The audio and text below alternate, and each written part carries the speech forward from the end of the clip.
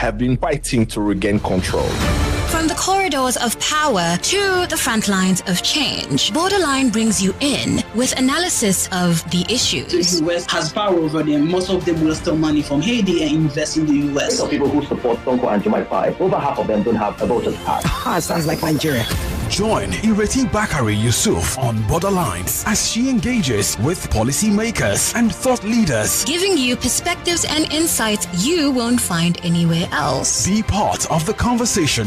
Join us live. Your voice matters on Borderlines as we explore the complexities. Every Friday at 4 p.m. on 99.3 Nigeria Info. Stay informed, stay engaged. Step into the conversation.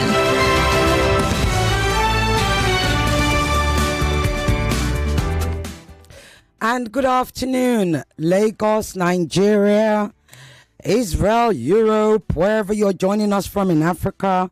Welcome to Borderlines, the only show that takes you beyond borders. My name is Ireti Bakare-Yusuf.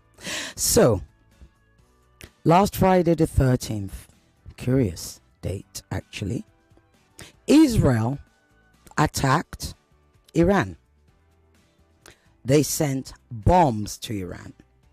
Israel killed several Iranian senior scientists and IRGC guards.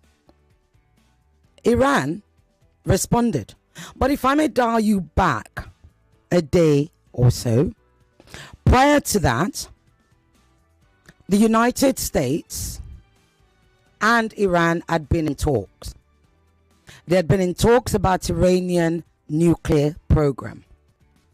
Years before that, during President Obama's time, there had been something called a JCPOA. Iran had signed up to it. Iran was behaving itself.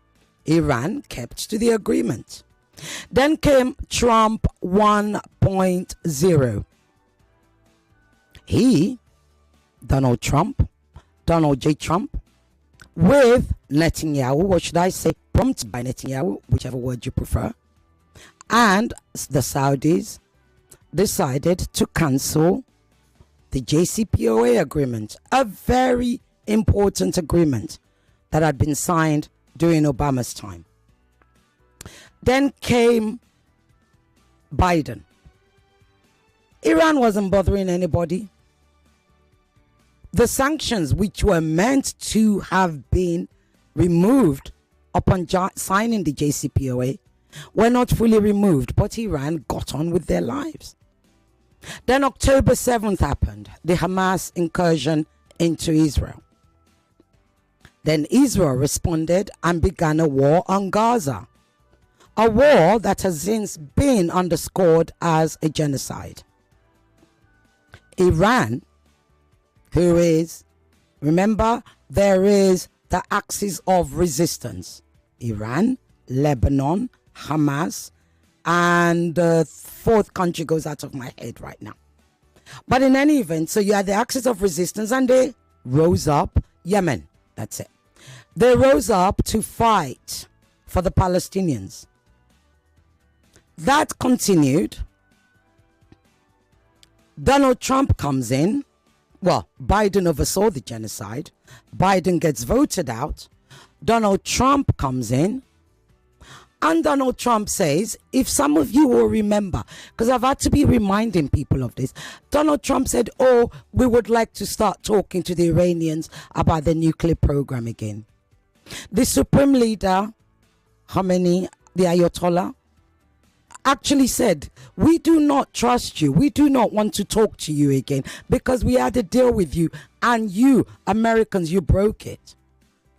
But the president of Iran clearly had a different idea, so the talks began. The talks were going well. Steve Witkoff was doing the talking. He was doing the visiting. Everything was going fine. There was supposed to have been the 6th meeting on the Sunday of the Friday that Israel attacked Iran. 24 hours before that attack, the IAEA, I believe it is, actually had a vote and they said Iran wasn't meeting, I don't know, their expectations. Let's just put it that way. So today I have with me a special guest. Yes, there's a lot that we've got to uncover about Iran. There's a lot we teach people about what's going on in the world on borderlines. Of course, in order to teach you, we need to have somebody that's an expert. He's not just an expert, he's an Iranian American. His name, and I'm going to try and pronounce properly, is Seamus Malekafzali. He's a writer, journalist, and geopolitical analyst. Seamus, did I get it right? Your son? Got it exactly right. Oh, thank you. I try. I really do try. Welcome to Borderlines and welcome to Nigeria, albeit digitally indeed. Welcome to the crazy state of Lagos. So you're an Iranian American and we've got so much that I want to talk to you about. I'd like you, most people have forgotten about Iran. Let's be honest with ourselves. Most people forget that they exist. And indeed, a larger amount don't even know the history of Iran. So if you could just take us, if I could give you a minute or two to just give us a brief education on the history of Iran, your father's land, if I may say. Yes. The most important part of the history of Iran to remember here is that up until 1979, Iran was ruled by a Western-backed absolute monarch, the Shah, Mohammad Reza Pahlavi. He was thoroughly backed by Israel and the United States in order to have one of the worst human rights records in the world at the time, something that Amnesty International said. And when he was overthrown and the Islamic Republic of Iran was installed, on a much different path that was much more confrontational with the West that had, of course, backed the dictator that had oppressed the population before. Since then, it has been building up the acts of resistance that you are talking about through the wars with Iraq, now backing Hezbollah, the Houthis in Yemen, as you had previously mentioned, Hamas in Gaza, and other disparate groups in Iraq. In the 2010s, they did embark on a more diplomatic path towards the United States, something that had been building for a very long time. And there was a brief period from 2015 to 2017 in which there was an understanding that previous high confrontation levels with the United States didn't need to be the case. Maybe there could be a new path forward. And then the critics of that at the time have now been proven right, that the United States could not be trusted. Mm-hmm. And the relationship that Iran has with the United States has arguably never been worse. And right now, even though there is a pro-diplomacy president, Masoud Pezeshkian, he has overseen the most confrontational administration with the West because of the wars with Israel, because of now the United States might enter that war, the strikes against Israel. It's a very difficult period that the country has to be in. Indeed.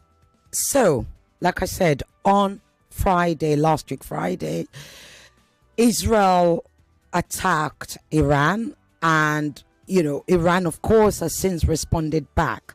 Tell me, what were your thoughts when that happened? I was pretty astonished when those first strikes happened. I had been assuming that if Israel were to undermine the talks that the United States and Iran had been engaging in, that they would have gone in a massive wave of strikes against nuclear enrichment facilities and nuclear reactors, like they had always said they were going to. But in addition to doing that, they also primarily went against the IRGC and Iran's military leadership, targeted assassinations of nuclear scientists, people who weren't even active in the program anymore, I should say, people who were at this point pretty elderly and were working as university professors.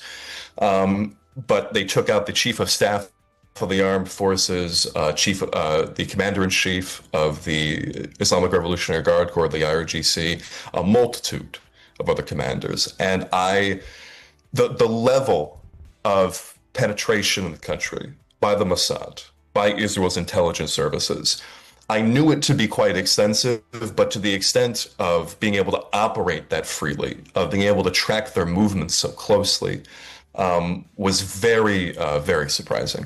And this is the question. How was it? Because we've heard that Mossad was able to actually, set up a cell within the country. How was it that Mossad was able to do that without the Iranian government taking note or noticing something was up?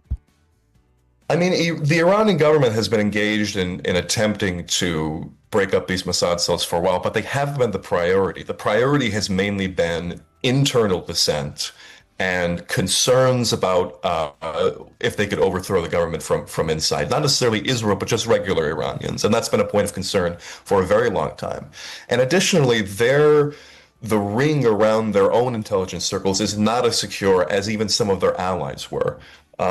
This has not been possible in Yemen, for instance, who keep an extraordinarily tight circle around themselves. Hamas also has not been able to protect itself against such a thing. The killings of their commanders and leaders happened over a much longer period of time throughout the grind of the genocide. But Hezbollah and Iran, I think, believed in their own deterrent capability so much that they didn't anticipate that this would happen to them. But it happened with Hezbollah, with the mass killing of their military leadership, and now it's happened in Iran. And now they've become aware of it, but to some degree, it's too late. They already have this network operating inside their country, inside their own capital city. You mentioned about, is it President Pezeshkian? I always... Pezeshkian, right. And the Ayatollah. Tell us, who is in charge? Because that's also something that a lot of people outside Iran don't actually understand. Who is in charge and who is now in charge? Well, the supreme leader of Iran, Ali Khamenei, has ultimate decision-making capability.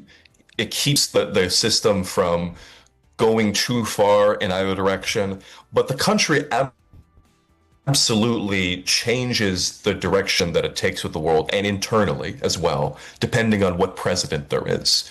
Under the last reformist president, Khatami, there was a significant opening of the media laws of the country, of freedom of speech, of its economic policy. And under Pezeshkian, there was an attempt to do a smaller version of that, but it was absolutely noticeable. You'll see in a lot of videos in Iran that the rigid enforcement of the hijab is no longer as rigid as it used to be. There are a lot of women who don't feel free that they don't have to wear it anymore because they know the police won't get to them. And I don't think that if Pezeshkian's opponent in the last election, Saeed Jalili, a much more anti-diplomatic candidate, if he had won, that these talks would have occurred in the first place. They have to go with the president can change that policy. It can change a lot of things, even if there is a final approval as such by the supreme leader. Right. So we can take it for granted that the president is in charge, pretty much. More or less, generally speaking, yes. Okay. I'll come back to that liberalism because I'm glad you mentioned that, but I'll come back to it later about the women and the wearing of the hijab and, of course, some of the protests that we had seen before. Right now, so we heard that Natanz, Isfahan, and Fordo were struck. Key nodes, these are key nodes in Iran's nuclear infrastructure. Israeli officials claim that the strike significantly set uranium back. What do you think? I mean, IRGC officers, Major General Mohsen Rezai said yesterday that the enriched uranium had been moved out of these facilities months ago. Including Fordo? He said all facilities. Right. So I have to assume Fordo. I'm unsure if I believe that, mainly because there was reports of at least some radiation, abnormal amounts of radiation at Natanz after it was struck. But to the extent that it is a severe setback, I don't think that's the case. I think it definitely has set back its process months. undoubtedly. I mean, these are massive regular strikes that are happening, even if they're only affecting the above ground facilities. The main threat to Iran's nuclear program is if America enters the war and is able to utilize bunker busters, which Israel doesn't have, which have to fly in planes that Israel doesn't have and America won't sell them. Or if, God forbid, they use a tactical nuclear weapon, which is something that Trump has been apparently, something that was fielded to him by strategists around him. If that is the case, then Iran's nuclear program will absolutely have a very severe setback. But we're not at that stage, at least not yet. The IAEA has been out defending themselves, saying, look, nobody can say, our qualification, or at least our summation of how the inspection is going with Iran is no justification for war. There's a soundbite of the IAEA that I'd like to play for you. Is it not ready? Okay. All right. Apparently it's not ready, but let's just move on. It's the boss has been it was on CNN, it was on Al Jazeera, and it's saying don't hold us responsible for it. We are neutral. We are, our job is as inspectors, we check, we write reports, etc. However, what they don't say is that the IAEA has several countries' representation on the group, right? So, which brings us to, before I even go to Iran, because we very quickly run out of time here, Monakai Vanunu told the world that Israel has nuclear weapons. Israel has never admitted to having nuclear weapons, yet the IAEA has never said anything about Israel's nuclear weapons. What are your thoughts on that? What do you think is going on?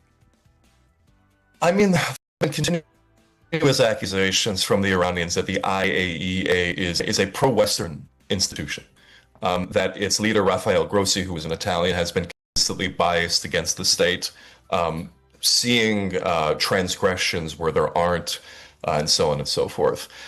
I mean, it goes back to the failures of the international treaty system. Iran is a member of the Non-Proliferation Treaty, which means that it can't build nuclear weapons, and it is held to that in the entirety of its existence. It is allowed to enrich uranium for civilian reasons, and it has continuously done so. Even in the CIA's own assessments of the situation, and you can debate the validity of those all you want, even in those assessments it says it stopped any kind of weaponized nuclear program in the early 2000s. So Israel, by virtue of not being in the Non-Proliferation Treaty, the NPT, it can exist outside of those confines. But because it is a Western country, a bulwark of Western civilization in the Middle East, it can then say, well, of course, we need to be active in all these international institutions, even if we are not held to that. It's the same impunity that exists in everything that Israel does. So even though it doesn't hold itself to any nuclear restrictions, it feels that it has the right to influence the IAEA, to try to give its perspective into that organization, even if it will never allow inspectors in or any declaration, public or otherwise, of its pretty significant nuclear capabilities. It's impunity. Plain and simple. And it's something that is allowed for by the rest of the Western world because there is no advantage to admitting that Israel has these capabilities in public.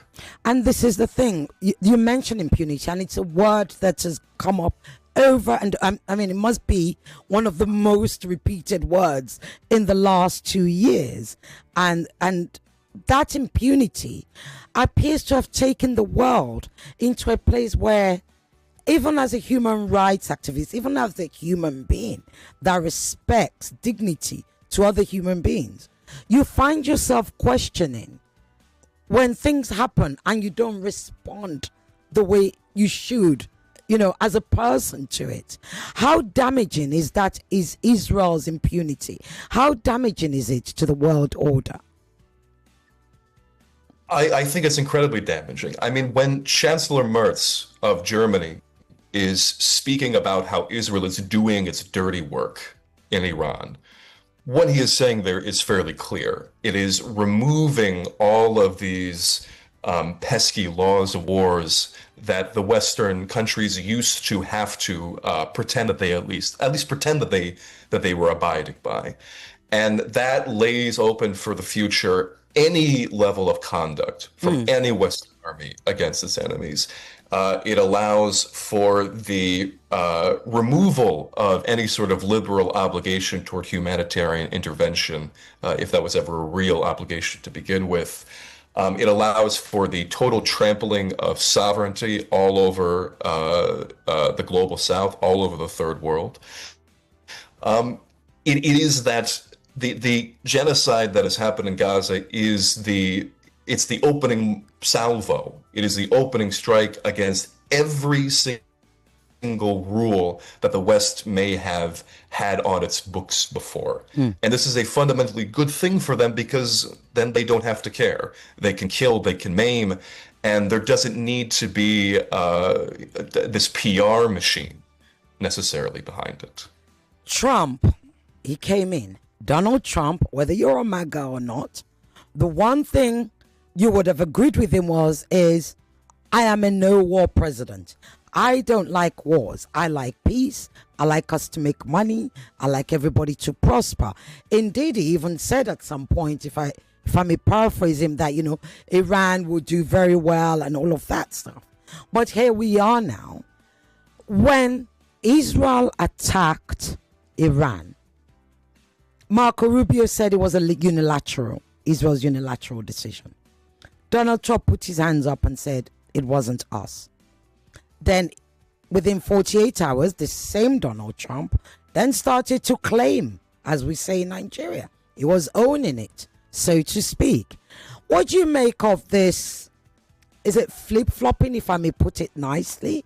Or just a voice, a president that seems to be making his, foreign policy decisions on Twitter and on his social media? What do you make of that, especially as an American? It's a mixture of outright deceit and a president who is very easily molded by the people who are around him. To my understanding of what's happened is that Netanyahu pretty continuously would contact Trump by phone. And through the course of their conversations, he would move from, well, you can't do it, a strike on Iran, to, well, oh, maybe you can do it. He's very, very malleable to the opinions of whoever contacts him first. And this has been a continual issue throughout his presidency. So because the Iranians aren't talking to him directly, the only things that he gets are from either Israelis or from pro-war people who he has surrounded himself in his administration. So at first, it becomes like what Marco Rubio was talking about, saying that this was unilateral, which of course it couldn't have been. America would have to have given Israel the green light. But then as he continues talking to Netanyahu, because apparently he is talking to Netanyahu every single day, then it becomes, well, I want unconditional surrender from the Iranians. And what does that mean? We have to ask, what does unconditional surrender? Does he want the supreme leader to come out with his hands up and say, hey, America, take me, I'm yours? What does he want? I mean, something similar to that seems to be what is being prepared. Either killing Khamenei, which Netanyahu says will end the conflict, which I cannot imagine how that would at all do so, or saying that Khamenei could be able to leave Iran, and that would also end the conflict, even though I have no idea where he would go. He's an Iranian through and through. He has no other country to go to. It's the idea. It's going back to how things were with Iraq. During that war, where the idea was, if Saddam leaves and within 48 hours, then this war won't have to happen. Saddam doesn't leave, obviously, and then the war erupts. It's that old school war on terror, colonial thinking, but now what I notice here is that there's very little buildup. There's very little of an attempt to sell this to the American public. It's just sort of happened. And now, even though it's very unpopular, far more unpopular than the war with Iraq was, there is an understanding that after Gaza, there is no need to appeal to the American public, and anything can happen on the American president's orders, because who cares? It doesn't seem to have much of an effect. Indeed. The arrogance, or what I would call the arrogance of colonialism, is often factored by, a sort of shallow, uncaring knowledge of other countries, especially countries in the global south. And so when people talk about Iran, this idea of, assassinating the supreme leader, what would happen if such a thing were to happen? I mean, Israel has lied and said, well, they've said that there were threats to kill the American president. We haven't seen any evidence of that. I don't know whether you have. So if we have a president in the most powerful country in the world who is that shallow, what if he carried out that assassination attempt? What would happen? I mean, what could it cause? What kind of reverberation should we expect around the world, or is possible? Internally, I mean, this would obviously cause a pretty significant crisis inside Iran, but it's not one that couldn't be overcome. Right. When Khomeini died in 1989, there was an election internally within the government to elect a new supreme leader. They went through different options, and they eventually settled on the then president, Khamenei, to take that position.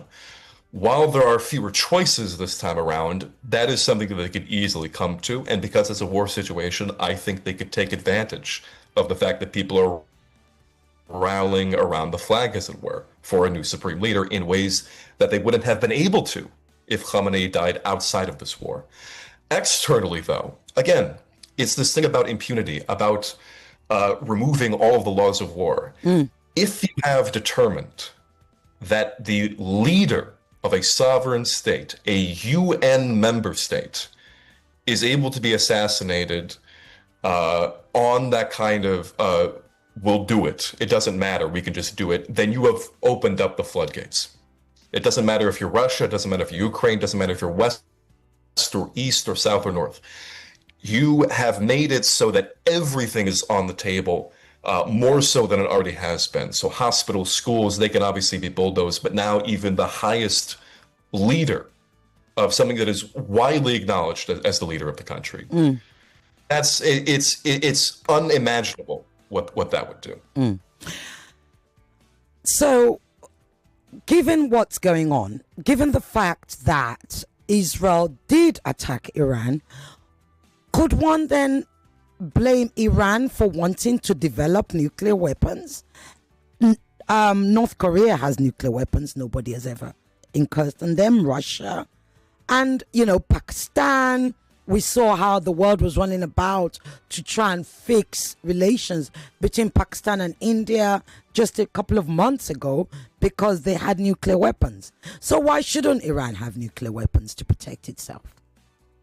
I mean, this is a question that Iranians are asking themselves much more these days after this war had broken out. On the first day of the war, there was a gathering in Tehran, a demonstration for retaliation against Israel, and people were literally chanting for an atomic bomb, that this was the time and that it needs to happen.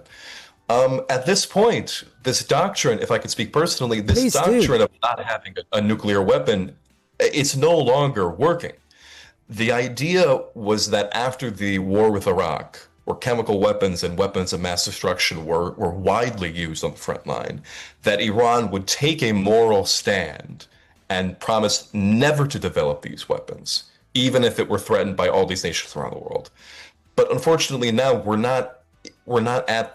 past moral stands in that way, quite frankly. This is the end game. And if there is this technology that exists, then for it not to be utilized, for it to continuously be destroyed, for commanders to be killed, for civilians to be killed and nothing happens, then there's no point to it. I mean, take Libya, for example, under Gaddafi. They had a nuclear program. Whether it was weaponized or not is still up for debate, but they undoubtedly had a nuclear program, and they willingly gave it up out of interest that the Western countries would reestablish relationships, and it would be a very fruitful endeavor. That happened in 2007. What happens in 2011? There's a civil war, NATO intervenes, Gaddafi is killed, and now Libya is a complete failed state. If it had that nuclear weapon, this situation likely would not have befallen it. For Iran to have this opportunity, to have a very advanced nuclear program with a very high level of enrichment and not take advantage of it, I think is going to be looked at as a very costly strategic mistake for the country after this war concludes. Is Israel an existential threat to Iran, or is it the other way around? Is Iran an existential threat to Israel? Alone, I don't think either are an existential threat to each other. Iranian strategists will, of course, say that they could throw however many missiles at Israel in a single outing and it could destroy the country entirely. I don't think that's true. And as well, Israel, I mean, if it launched every nuke that it had at Iran, yes, it's an existential threat, but that would require a massive change. That's a worldwide event more than anything else. So that's outside the context of the discussion. But with its conventional military power alone, I don't think it is. It still needs tremendous support from the United States. It still needs to send those planes very far across the region, and it's more fragile than it attempts to put forward. It's very reliant on that service-client relationship with the United States.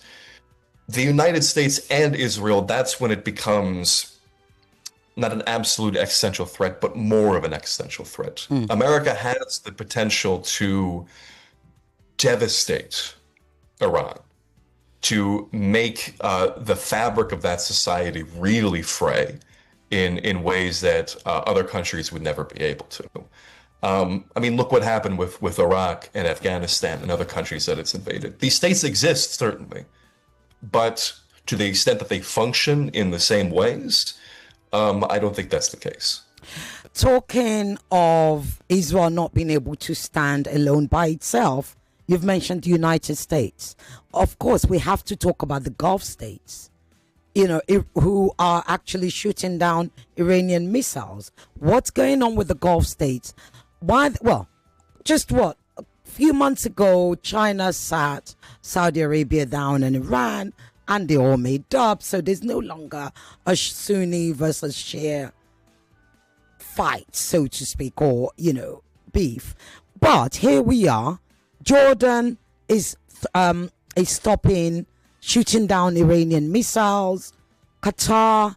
What's going on with the Gulf states? Is this about the chips that they've agreed to get from Donald Trump when he came over there?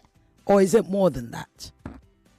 I mean, it's a bit more than that. I mean, Gulf states like Saudi Arabia before this were very invested in a longer term détente. They didn't want the war footing that they had for the past several years. That wasn't going anywhere. It wasn't sustainable. But after the diplomatic agreements with Israel, that many of them were pursued and are pursuing right now, after October 7th, it became this hot coal that they were all holding up to, where these agreements that were pursued in under the idea that it would be a sustainable peace suddenly became very unsustainable. And now you are dealing with this very volatile actor, this rabid dog, how the former Israeli defense minister Moshe Dayan would have put it. That's how Israel should act. So now it's a matter of, we want to condemn this action, obviously, but we can't get involved and we can't shoot down Israeli missiles or Israeli jets that are flying over us because that would invoke war on us. But we can't shoot down Iranian missiles without very much fuss. And then we can say we're protecting our sovereignty, we're protecting our regional agreements, we don't want war passing through our air. it's an effect of that Western alignment. They can't actually break with that because that upsets the whole balance. Indeed. You have the likes of Qatar, who shares a gas field with Iran and also holds the largest U.S. base in the Middle East. I'm going to open up the lines because I know you're all already calling. I will be picking up your calls after Seamus answers this question for me. So talk to us about the new Iran that you, or what, maybe almost new Iran that you mentioned about the society. You know, women after, you know, the women's freedom protest the other day. Talk to us about that. If you could do that like in like a minute. Like I said, you can call 0201 277 0993, 0201 465 7190. You can send your WhatsApp to 0809 597 5805. You get one question. You have 30 seconds to say it. So Seamus, don't worry, you don't know my listeners. They're like my co-hosts. They will take over the show in a moment. So do tell us, what's Iran like right now, as in since, you know, the new president came in? Is it liberal? You said women can remove the hijab, etc.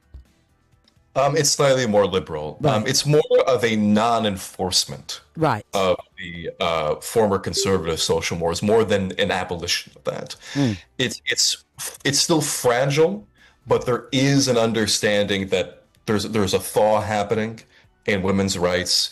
They're trying not to instigate another uprising of that kind by making sure that the police can't do something that would instigate the other one. I mean, the Masa Amini protest started because a morality police officer beat and then eventually killed a Kurdish Iranian woman who came into Tehran and didn't have a proper hijab. By avoiding that, the president is hoping that these things can continue to be stable or something. But it's not a long-term solution, and I don't think any of them have a long-term solution to that. But we've seen, whilst you guys are calling, I've just got to put this in. We've seen a most remarkable turnover in Saudi Arabia, for instance. You know, after the journalist Khashoggi was killed, and we're hearing, you know, we started to hear women are able to drive, women have more powers, and etc. And now Saudi Arabia has become the darling of the West, so to speak. Could Iran achieve that? I will be answering your calls. Just keep calling. Could Iran achieve that? If you could answer that in 30 seconds. Sure. I think Iran will inevitably get to the point where women's rights will be prioritized. Islamic Republican governance is becoming less and less popular with every year, and eventually they will have to acquiesce. But how they acquiesce, when they acquiesce, is still, I think, a very open question. But it will, and it's inevitable. I should say it's inevitable. Okay. Hello. Hello. Yes. Good afternoon. Good afternoon. Oh, the line is not good. Hello. Hello. Hello. Yes. Go ahead. This is Madam. My question is, now Iran is a religious country, a very religious country. And then I want to ask, is it possible for Iran to be westernized? Okay. Thank you. Is it possible Thank you. for Iran to be westernized? Yes. Okay, thank you. Right, I'll answer your calls now if you call. Well, right now, oh, okay, there's a call. Hold on to that question, Seamus. I'll be with you in a second. Hello. Hello, good evening. Good evening. Yes. Godman, yeah. Go ahead, Godman. Okay, so Iran has threatened, even their leader has threatened to eliminate Israel. That's to destroy them completely with a nuclear weapon. They've been a threat. So we can't say that they are not making nuclear weapons to destroy Israel. The threat is there already. It will be true to say that nuclear program is not apt for Israel. Oh, so you're saying that the nuclear program is just to destroy Israel? Women. Okay. Ideology or against women, they dehumanize women. I'm talking about Iran. And Israel is fighting for the free world. Israel is fighting for the free world. Okay. Yes. Okay. Is that a question? That's just, all right. Thank you. No, Well, apparently it wasn't a question, it was a statement. Perhaps you'd like to comment on it. Israel apparently is fighting for the free world. Seamus, put that down. I'll be with you. Let me just answer this and then I'll give you a minute or so to respond to all. Hello. Good evening. Good evening. And I've been to our guest today, Seamus. Yes, please speak louder. I want to ask David Lee. Well, if we know Netanyahu have been saying it all along since 2002 that Iran is about to develop nuclear weapons. Mm-hmm. But I must point out here, I want to ask Seamus if there was no October 7th, because this whole thing now come to a Sharia state where people, Israel is fighting to defend themselves and Iran is being a threat. Or what? If there was no October 7th, will we get to this stage we are at this very moment? Excellent question. Thank you. I want to ask. Excellent question. If there was no October 7th, would Israel dare right now? Would we be in this kind of aggressive stage? You have three there, but one was a comment. I'm going to give you a minute because they've started calling. Sure.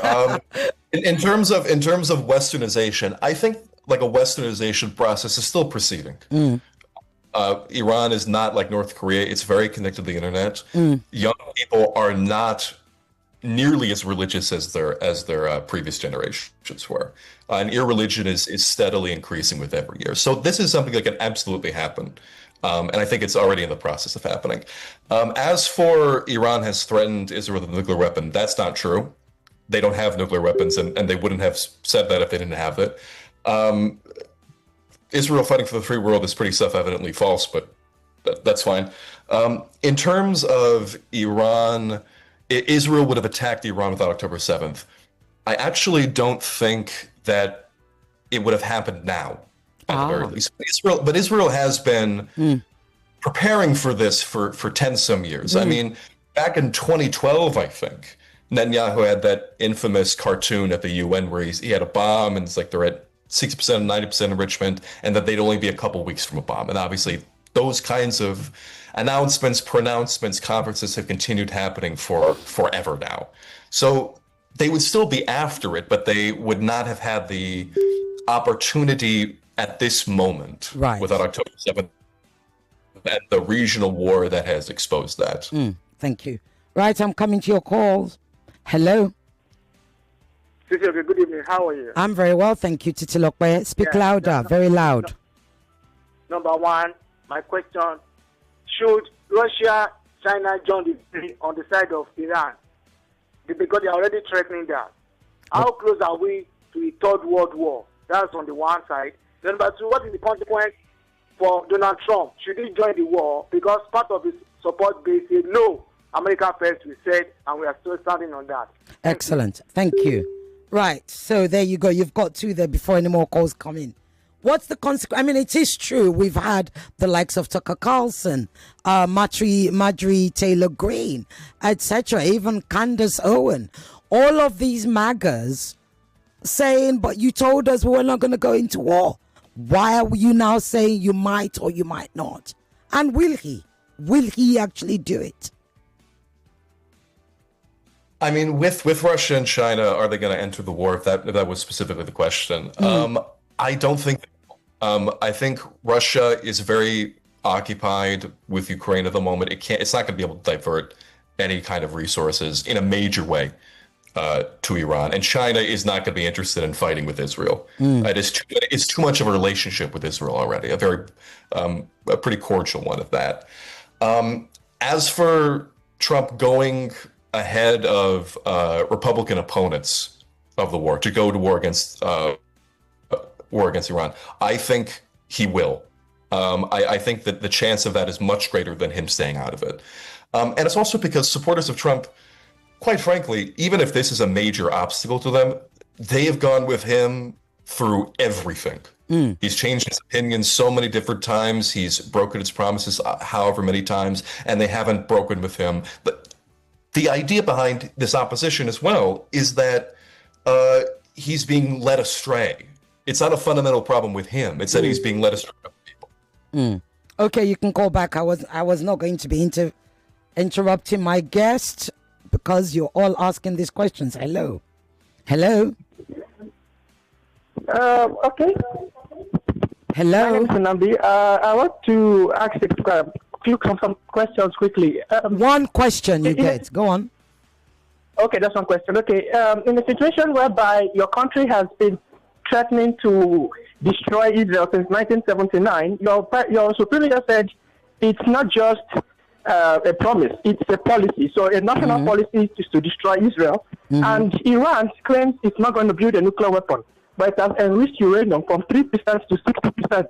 What are you expecting Israel to do? Knowing fully well that Iran sends hypersonic missiles, expensive hypersonic missiles to Hezbollah, the Houthis. What's stopping Iran from supplying a nuclear warhead to those hypersonic missiles? Okay. Because Iran definitely would not. Okay. We Israel, only have minutes left. Thank you so much. Okay.